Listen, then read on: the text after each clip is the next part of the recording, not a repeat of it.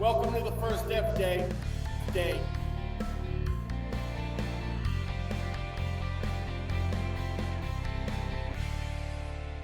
Welcome to the first F day. Pardon me. My man, Howie Swab. All right, I know we got some great ones today. I absolutely do. I would be remiss if we didn't carry on the energy from my guy who's been partying all week. So, Big Tommy C, coming over to you. I have one very simple question for you. What are you ranting on today?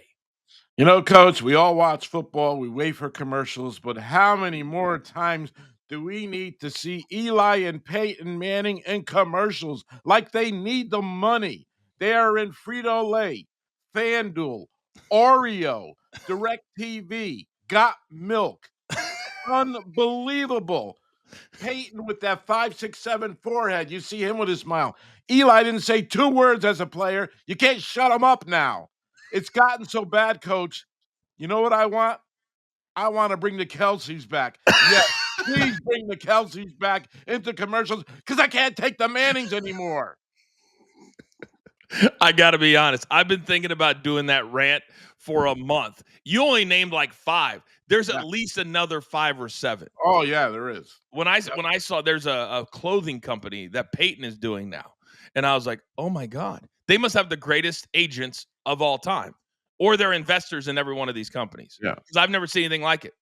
I've never seen it. Anybody else seen anything this many from 2 people?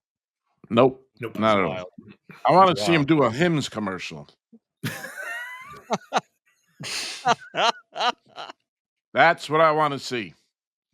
Oh, Eli, what's wrong? Oh, Peyton. Oh, my forehead's too big. Sorry. Big time. I'm getting out of hand today. Walsey pissed me off with his Mickey Mouse roll. All right, we got to move on.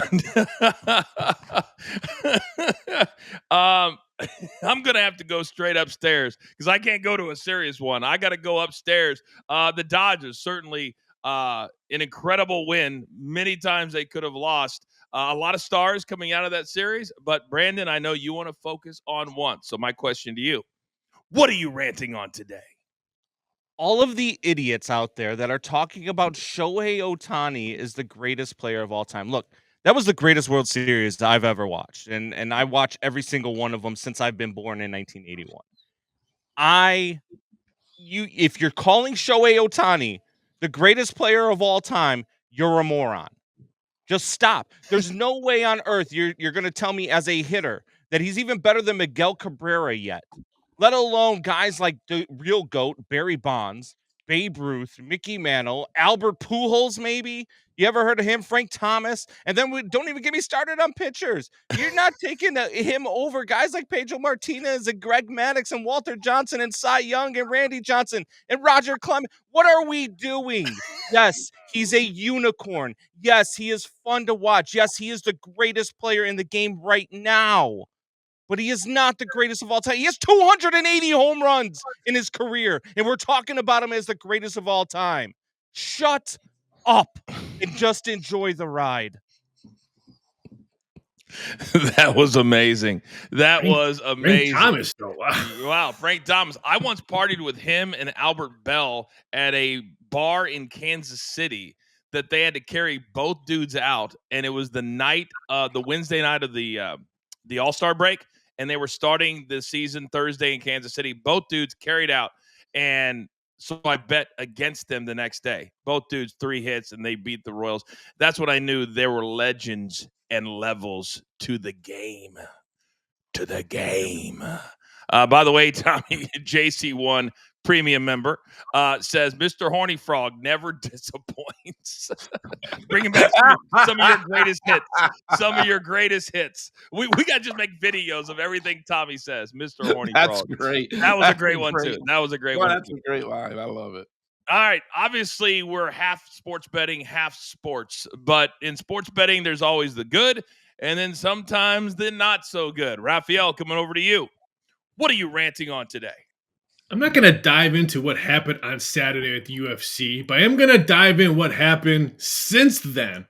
Why are these UFC fighters coming out now and saying they have been approached to fixing fights.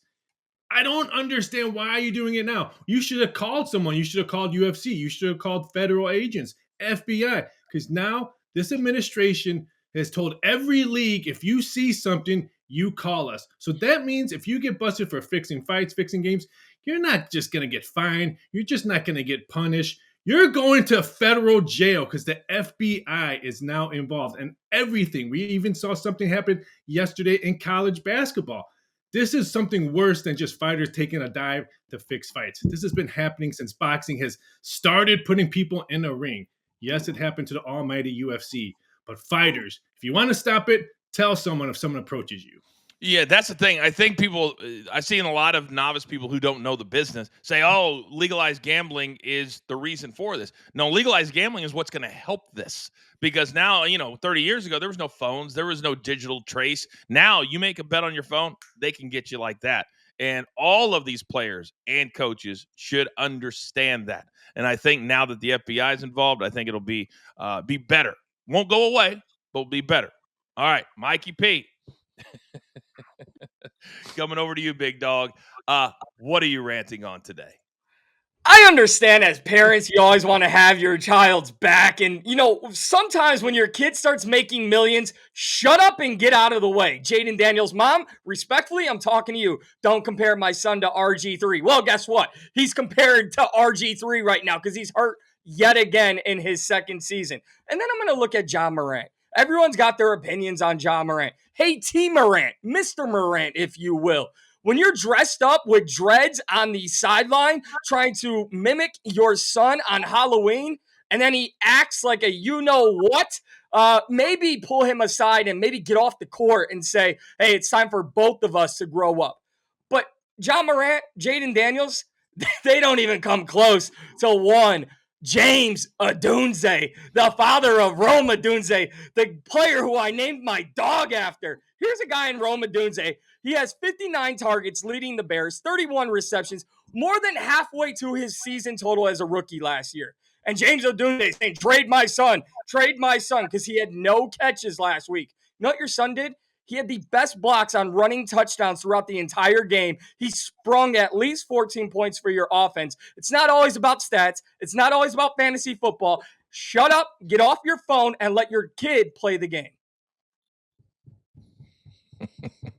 We've got some energy this morning, boys. We got ourselves a little energy this morning. All right, I'm going to go next. Mine's a combination of remembering the cool kids club in high school, remembering to understand where you're at in the world of sport.